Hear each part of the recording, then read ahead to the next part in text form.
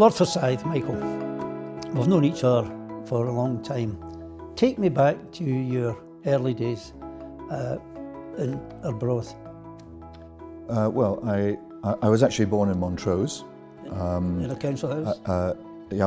Yes, in a council house. Yeah, and and I had various moves actually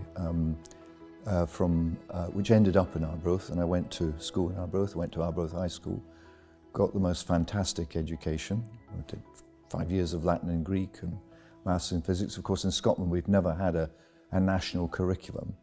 And then from there I went on to St Andrews University. I mean, my father started his own business. He overextended himself.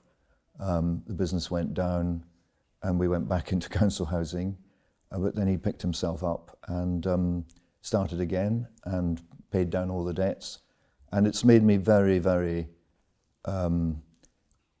wary of folk who are critical of people who start up a business and it doesn't work. I'm very supportive of free enterprise.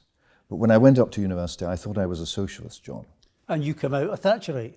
I did, yeah, mainly because of Keith Joseph. And I got involved with Margaret in the early years, in the 70s, when the country was in quite a state. Inflation was at very high levels, interest rates were very high, unemployment was dreadful, and we had the collapse of the old industries. And that's how I got drawn into politics, but I never really wanted to be a politician. And I'm not sure, I didn't really expect my life to be so dominated by politics, which has been a huge privilege. And it really saddens me to see how the reputation of Parliament and politicians has been damaged, whereas, as you and I know, the vast majority of parliamentarians are good, decent folk trying to do their best for their country. You mentioned Margaret Thatcher. You were known as a really robust Thatcherite in Scotland, and it was probably a bit of an uncomfortable position, but I don't think that aspect worried you. Given you have a lifelong engagement with her during her life, what was it like to work with her and relate? Well, I can tell you a story about Margaret. During the Maastricht Treaty, Margaret she'd stopped being Prime Minister. John Major was Prime Minister. I was in his cabinet, and she was holding drinks parties for backbenchers and telling them the Maastricht Treaty was a really bad idea, and they were all coming back and saying they were going to vote against it. And so John Major said, "You know how? Will you go and talk to her, because we're going to have to start having a go at her."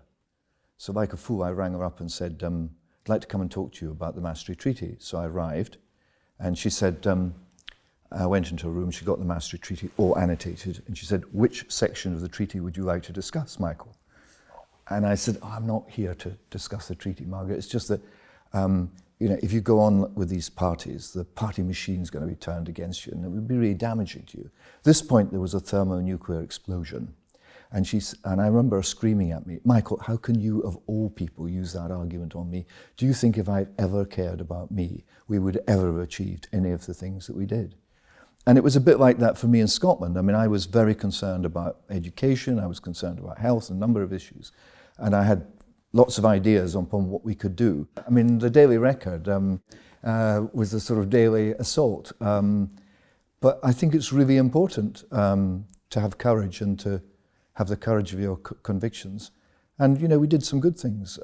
We established the University of the Highlands and a number of initiatives. And I do think, even though what we were doing was very unpopular and against the grain as it was then, I do think when we warned about the dangers of devolution and the platform it would give to the nationalists and so on, that has come to pass. But in politics, you've got to accept change and make the best of it. And I think there's, further work to be done there. Yeah. Maybe I could take you to Dunblane, where you had a really prominent role. But in many ways, with politicians working with each other, it's usually in private, and people get the idea that Prime Minister's questions is the norm for politicians. But in Dunblane, you brought other politicians in Why did you do that and what effect did it have? And you brought the Prime Minister up. Well, Dunblane was it's the worst thing that's ever happened to me. I was in my constituency. I was the Secretary of State. I knew the murderer because he used to come regular to my surgeries. It was a huge shock. I still get flashbacks of that scene in the gym. It was just horrendous. I was really anxious that it shouldn't be turned into a political squabbling match. As soon as I was given the news, I said to my office, find George Robertson. George Robertson was my opposite number, and he lived in Dunblane. I said, find him, get him on the plane with me, and we did it together. And together we went to see John Major and Tony Blair, and said to both of them, look, you need to come together. There's a lot of kind of political people giving contrary advice, but they came together, and that was hugely appreciated by a community which was traumatized by this horrible murder of 18 people on the 13th of March 1996. And one of the things that really struck me about the late Queen Elizabeth, because she agreed to come afterwards and meet the bereaved families, was it's very difficult to give any comfort in these circumstances where you've lost a child like that. But I don't think there's anyone else in the world who could have given as much comfort as she did. It was a bad time. And that was in March of 1996. And shortly after that, we were told that everything that we'd been told by the scientists, that BSE couldn't jump across the species and infect people, and CJD and all of that, that was reversed. And then we had an E. coli outbreak in Scotland. So it was quite a tough time, because this is pre-devolution, and there's a Secretary of State and 4 ministers, plus your involvement in cabinet. And I must say, I think John Major was hugely supportive. And he ran a cabinet where he gave his Secretaries of State time and space to get on with the job and held them to account. But we've moved steadily since then towards a kind of presidential system where ministers are there for 5 minutes, and you can't run a country like that. The writing was on the wall for the Conservatives in Scotland, really, I think, since from the 1992 election. But you were firm in terms of being Secretary of State and running things yourself, because you were very prominent in that. But you were seeing the writing on the wall in terms of the Conservative support in Scotland. What was your determination at that time in terms of the Scottish Parliament versus Westminster? And what do you feel about that now, since the Scottish Parliament's been established since 1998? Well, I remember saying to George, or anybody who was listening, the Labour Party at the time, may even have said it to you, just be careful what you wish for. My perception at that time was that the Labour Party were quite keen on having a Scottish Parliament because the Labour Party was so dominant. But they ran a campaign which was basically, the Tories don't care about Scotland, Scotland's getting a raw deal, etc. They used the language, the rhetoric of nationalism. And I said, if you ride the nationalist tiger, it will devour you. And that by creating that platform, there was a danger. And I think one of the things that went wrong from the point of view of, and people voted for it, but I thought it would lead to pressure on the union, which I really care about, and I also thought it would lead to us becoming the highest tax part of the United Kingdom, and that would, with the so-called tartan tax, and that would be damaging to our economic outlook, and that we would, because as Secretary of State pre-devolution, I sat on all the key cabinet committees. I was involved in Whitehall. I was able to say, well, yes, but hang on a second, this is not going to work in Scotland. And you had, at that time, in both parties, really talented people, like yourself, like John Smith, Donald Dewar, Robin Cook, Gordon Brown, real, titans, Malcolm Rifkind on our side, and Ian Lang, people like that. And but of course, none of them chose to go to the Scottish Parliament. They wanted to be in Westminster. And I think there was, it means it's so important to actually have effective means of communicating between the two parliaments, something that George Fawkes regularly brings up in the House of Lords today. But I mean, I basically, as a junior minister, I was responsible for health, social work, education, sport, and the arts, and you had to cover all of that. So I see why there was a bit of a democratic deficit. I see that. And it was a hugely demanding 24-hour role, but I wouldn't have missed it.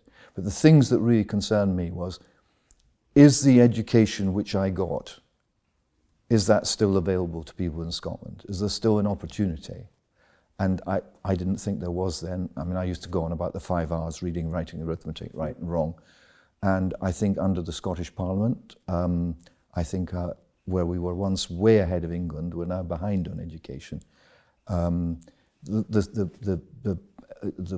fact that you don't pay university fees is great, except it means that Scots can't get places at Scottish universities. I mean, my old university is now dominated by overseas students, Americans and so on. It's very hard for Scots to get into St Andrews. I mean, I wouldn't be able to get into St Andrews today, and I don't think I would have got the quality of education at Arbroath that I got. And that, to me, was that remains a central facet of politics. But I mean, you would think the same. I dare say an SNP person would think the same. But we've got a long way to go in terms of social mobility and improving standards in education, in my view. So do you detect 25 years later that you're not a convert to the Scottish Parliament? I'm a Democrat. That's what people voted for. But I think the Scottish Parliament needs to be very careful.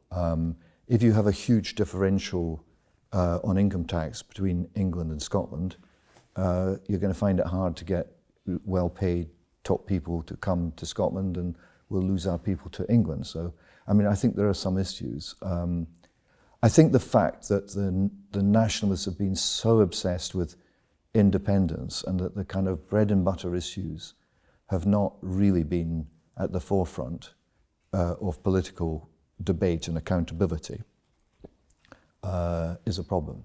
But if you're asking me, would you reverse the devolution? No, of course not. Let me take you on to the House of Lords, and you've been very prominent both on the floor of the House of Lords but also in the committees that you have served, and particularly as chair of the Economic Affairs Committee. One thing that struck me about that is that you have not stuck rigidly to just economic affairs, but the economic implications, for example, in social work, in universal credit, in student fees.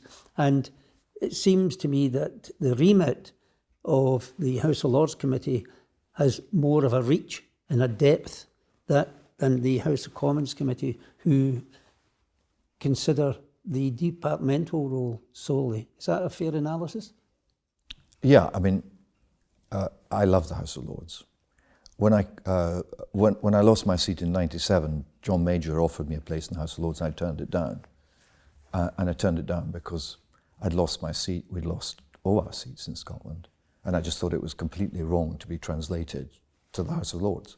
Fortunately, I was asked again in '99. And when I came in my maiden speech, to my shame, I said that the House of Lords should be elected. And then after about 6 months, I realised what the House of Lords was and what it was doing. And I realised that that would not work. If it was elected, what am I going to do? Knock on doors and say, hello, I'm Michael Forsyth, vote for me, I'm very good at revising legislation. But of course, I haven't got any power to change things because ultimately the decision rests with the House of Commons. I mean, that's not a credible position. And just to answer your question directly, chairing the Economic Affairs Committee and as a member of the Economic Affairs Committee was a huge privilege. I mean, you know, I got 2 former Chancellors of the Exchequer, a former Permanent Secretary at the Treasury, former Governor of the Bank of England, really high caliber people. And we operate completely differently from the House of Commons, as you well know, that our approach is evidence-based. And we always produce a report which has got consensus agreement. evidence-based, consensus agreement, no one grandstanding, because we've all had our careers, you know, but trying to get at how do we address this problem. So, for example, on HS2, you were on the committee. I was on the 2015 committee. The 2015 committee said, we're not sure about the business case for this. We think it might be better to spend the money on infrastructure in the north. Yeah. Look at it again. Ignored. 4 years later, I chaired the committee. We looked at HS2 again. We said, costs are out of control. If you don't get this under control, perhaps by making the train go a bit slower, perhaps by looking at the terminus, various other ideas. If you don't get this under control, you're going to end up cancelling all the routes in the north, and the effect of that will be that you'll end up with a very expensive white elephant. That was 4 years ago. Ignored. Unanimous report. Same on social care, which you mentioned. Yeah, which was a very substantial report and still referred to today. Yeah, it was a great report. It was a great report because there were good people on the committee, and we took evidence, and the evidence is absolutely clear. If you don't tackle this problem with social care, you will have a problem with waiting lists, you'll have a problem with beds in the health service, and more importantly, you'll have elderly people being put to bed at 3 in the afternoon because there aren't enough care workers, and all of that. And it explained what was required, but the government ignored it. Boris said, I will fix social care. Well, they didn't. Because one of the things that the report pointed out is the problem is not people having to sell their houses. The problem is that we are not paying enough for the people who do this wonderful work, and we're not doing enough to create a career structure and training. And the problem is that the relationship between the health service, social care is not integrated, that the demand varies according to local authorities. Some of the local authorities which have the biggest problems have got the lowest tax base, and a whole range of issues. And it was unanimously supported in this House on all sides. But nothing, as we sit here, problems got worse, not better. You and I know politics is a serious business, and there's a difference between the rhetoric and the implementation. Give us an example of that. Well, I think part of the I think that the House of Commons that you and I remember going past in a taxi after I'd been kicked out, and a taxi driver was saying to me, do you miss that place? He didn't know I was in the Lords. Do you miss that place? And I said, the place I miss no longer exists. And he said, he looked at me and he obviously thought, poor lad's got early dementia, he doesn't know where he is or whatever. He didn't understand what I meant. And the House of Commons now, I think, is broken. The House of Commons that we were members of, having a guillotine motion on a bill was a very, very rare thing, and always caused a row, requiring the bill to be timetabled. Now all legislation is timetabled, which means it comes up to this House, vast tracts of legislation, which have not even been discussed in the House of Commons, not even voted on in the House of Commons, often not particularly well drafted, full of Henry VIII clauses, which just passes power on to the executive without proper accountability to Parliament. So maybe you can explain that. It allows the Secretary of State to change the law by secondary legislation. Exactly. Even amend the legislation itself, or gives them powers to do stuff, and there's no guidance on how they would use these powers. And so it is a huge transfer of power from Parliament to the executive, and a huge diminution of accountability. Now, the House of Lords does a fantastic job. We sit for longer hours now than the House of Commons. I mean, just a few months ago, before the recess, we were sitting till 1 a.m, and the House of Commons was going home at 4 o'clock in the afternoon. And all of this is done by dedicated individuals who have to put up with all the abuse that we see in the tabloid press about the House of Lords. And yet the work on that legislation is being done here, and nobody notices. A cabinet minister said to me just before the summer recess, said, I'm so sorry that you're having all this trouble with legislation because of the Liberals and the Labour Party. And I said to them, the reason we're having all this trouble is because you lot have not been doing your job. And they said, well, what do you mean? I said, you don't scrutinise legislation. And they said, well, I didn't realise. I explained what it was like in our day. And they said, well, I didn't realise it was like that because they'd only been in Parliament a short time. So I feel very angry about the rhetoric about how, we must have an elected House of Lords, we must do this and that, coming from people who do not understand what Parliament is for or about and do not understand the fantastic work which is done in this House and the way in which the House of Commons is failing in its function. It's just abandoned its function of considering legislation properly. And then we have Secretaries of State who are just moved after 5 minutes, who are not allowed to run their departments. And we've moved from a system where we have the Prime Minister is first among equals in Cabinet to where we have a sort of presidential system where the Prime Minister is surrounded by special advisors who then boss around Cabinet Ministers. It is no way to run a country, and we've seen the consequences of that. So we need a root and branch, I believe, reform of the House of Commons and the process of government, and we need a considerably more respect for the House of Lords and the work which it does. I do think we need reform. What is really dispiriting is, as you say, no names, no pack deals. But some of the appointments to this House, you would think, Caligula appointed his horse as consul in order to discredit the institution. And I think that we've had examples of that. And sadly, we have examples of people who are really able, who are sitting on leave of absence and not actually coming into this House. Now, out there are lots of really good people who, if they take this place seriously, could make a great contribution. If you come in here as a crossbencher, you are interviewed by the committee and you're asked, have you got the time? Do you have the necessary skills? They look at the range of skills that are available. But if a political appointment, no undertakings given, no commitments made, no consideration given. Okay, you can say originally the hereditaries, it was because you were the pal of the king. Well, I think, we need to move away from that. And then also, if you look at our front bench, and if there's a change of government, it would be a problem for Labour as well. 1/3 of our front bench, ministers, who have a really tough job in this place, because every minister at the dispatch box answers for the government as a whole. 1/3 of them are unpaid. Unpaid. And the reason that that's the case is because the number of ministers in the House of Commons, there's a limit on the total number of ministers, has been allowed to increase because, of course, if you make them a minister, they've got to vote for the government. And so departments have got many, many more ministers than they used to have. And they're not enough for the Lords, and yet ministers and the Lords work very hard indeed. And the idea that you have to have private means in order to be a minister, I thought we ditched that in the 19th century. So there's a lot that's needed to be reformed, and you well know, across this House there is a consensus on the things that need to be done. We'd like to have legislation to achieve that. It would sail through this House, but the government refuses to provide time.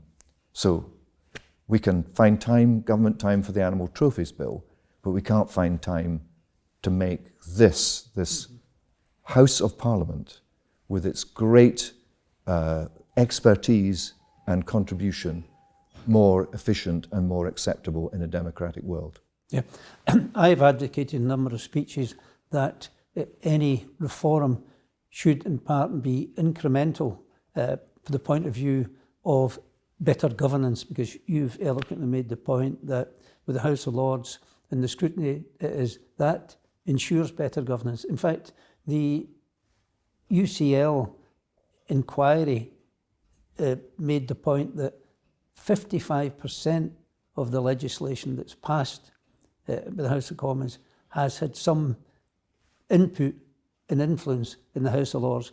Now, explain to people the relationship between the government and the opposition in terms of the House of Lords.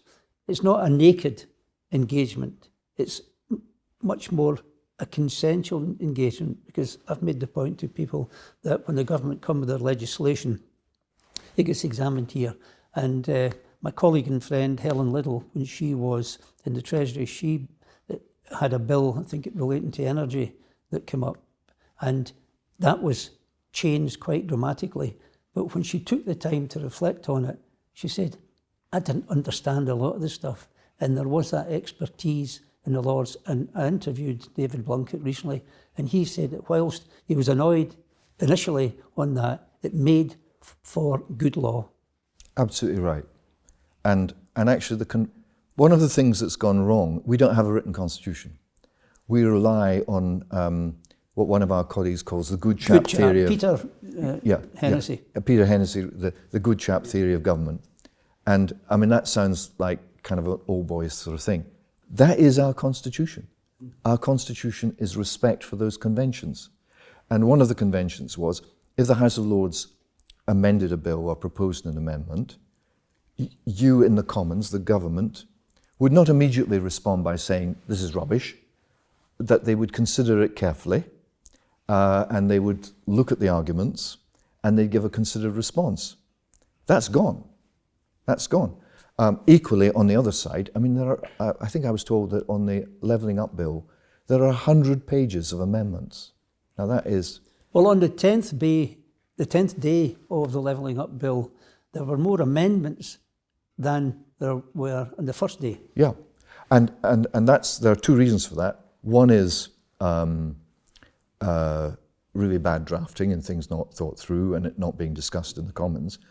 And the other is people using the process as a campaigning platform to put forward their policies. That's not what the House of Lords is for. I mean, the House of Lords must always take the view that the government will get their business, but try to get the government to think again, and the government needs to be respectful of those changes. And the government needs to be respectful also of their colleagues in the House of Commons. And I think that relationship with MPs, I mean, when I got in the House of Commons, I didn't want to be a minister. Just being a member of the House of Commons is a huge privilege, and there's vast amounts you can do for your constituents and so on. So I think there's a lot to be done, and I agree with you, it should be incremental. We could have a bill to deal with the size of the House of Lords, to deal with the some of the anomalies in the House of Lords, to deal with some of the problems I've been discussing in terms of ministers being unpaid and so on, and it would sail through the House of Lords. House of Lords Appointments Commission as well? Yeah, all of that. But you see, there again, it was, when I was offered a place in the House of Lords, it was unthinkable for me to come to the House of Lords having just been kicked out of the House of Commons. We've now got to a stage where people give up their constituencies out of pique because they feel they should have come to the House of Lords. I mean, that shows, things have gone a bit off the rails and people are not respectful of the institutions to which they've been privileged to be elected. Can I take you on to the social aspect? For many years, you were against assisted dying legislation, but you changed your mind, and the last time it was debated in the House of Lords, you actually put amendment down on it. Take us through how this happened. I put down an amendment, actually, which flouted the convention, which I've just been telling you is so important. Yeah, I did. I put down an amendment because I wanted the government to provide time so we could have a debate. Because what happens is every time that there is a measure on assisted dying, people who are against it table lots of amendments, so it runs out of time and it dies because it has to be private members' legislation. So I tried to get the government to commit to providing time so this matter could be discussed. Complicated, sensitive, really needs to be properly debated in government time. Why did I change my mind? My father, when he was dying, I went to see him, and he was in a lot of pain. He'd been in a huge amount of pain, and there were problems controlling the pain. And I said to him, I'm really sorry, Dad, you're going through this. And he said, well, Michael, you're to blame for this. And I was completely taken aback by that. I said, how do you mean I'm to blame for this? He said, well, you have consistently voted for what I wanted. I voted against it. which was the ability to be able to just ease out of this because I'm at the end of my life. And that I mean, I know you should not be influenced by your own personal experience in that way, but when I thought about it, all the arguments, I mean, I've raised a lot of money for Marie Curie, and I do believe that people should be able to die at home, and I supported the hospices, and when I was health secretary, I introduced pound for pound funding in Scotland for the hospice movement. I support all of that, but for some people, it just isn't possible. And I've always felt a hypocrite, because if I, God forbid, but if I was told you've got motor neuron disease, yeah, I would want to have that ability, yeah, to be able to avoid just choking to death, yeah, and all the pain and suffering it would cause. But so I kind of thought, well, I'd quite like it for myself, but I worried about it being abused. And I'm now persuaded that it is possible to set up a system where you can limit the abuse. But at the moment, there's nothing to protect people from being taken by greedy relatives to Switzerland or many other countries. And in Scotland, actually, the Scottish Parliament, I think, is way ahead of us. And there the time has been provided, and there's a bill going through, and it's been properly consulted. And I think it would be ridiculous if we end up with the Isle of Man allowing it and Scotland allowing it, but not England. I mean, you can't, you know, you can go to Gretna to get married because there's a differential in the laws on marriage, but you couldn't have a differential in the laws on assisted dying. So I think we need to have a proper debate about this. And I think if you look at the opinion polls, the public are way ahead of Parliament on this issue, and it's never a good idea for Parliament to be too far behind public opinion on something so sensitive. So my view is, respect everyone's views, but Parliament needs to discuss this. And people abusing, because that's what they're doing, abusing our procedures to prevent a decision being reached on this, I don't think does us any credit. On the social side, you're an enthusiastic mountain climber. Mountain climbing, the last mountain I did was the highest mountain in Antarctica, which is called Mount Vinson. And I was so lucky, we had perfect weather. And you stand on top of the mountain, and because the air is so clear, you can see for 150 miles. And all you see, mountain after mountain after mountain, and not a footprint anywhere. And in the silence, because it's so cold, nothing can survive. In the silence, no birds, no wind, no noise. It's a spiritual experience. And so I get, from then, that was the last one. Quit while you're ahead. And I think you climbed Kilimanjaro. Yes. And it was for charity. Explain your charity work there. Vincent and Kilimanjaro, I raised some money for Deborah. There's a horrible thing called EB, which is where the skin is not attached to the body. It's a horrible, horrible disease. I had a niece who died from it.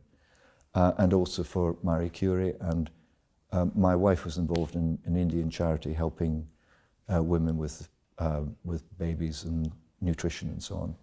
So I raised a bit of money for that. I paid for the expeditions myself, and then I wrote to all my friends and people I knew in the city and said, I'm giving some exorbitant sum, would you support it? And we raised, I can't remember exactly, about £500,000 or something of that order.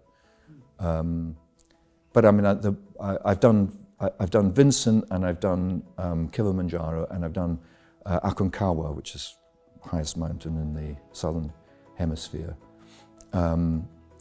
which is, I think it's about 23,000 feet. But I'm not fit now. The thing I hated, John, was having to go to the gym every day. Some people love that, having to run up and down mountains behind my house and do the training. But I couldn't, I mean, I struggle with the stairs now. Well, Michael, thanks for this. It's been a very engaging conversation, and I think there are issues which you have articulated here which many people don't know about. So thank you for that. Pleasure.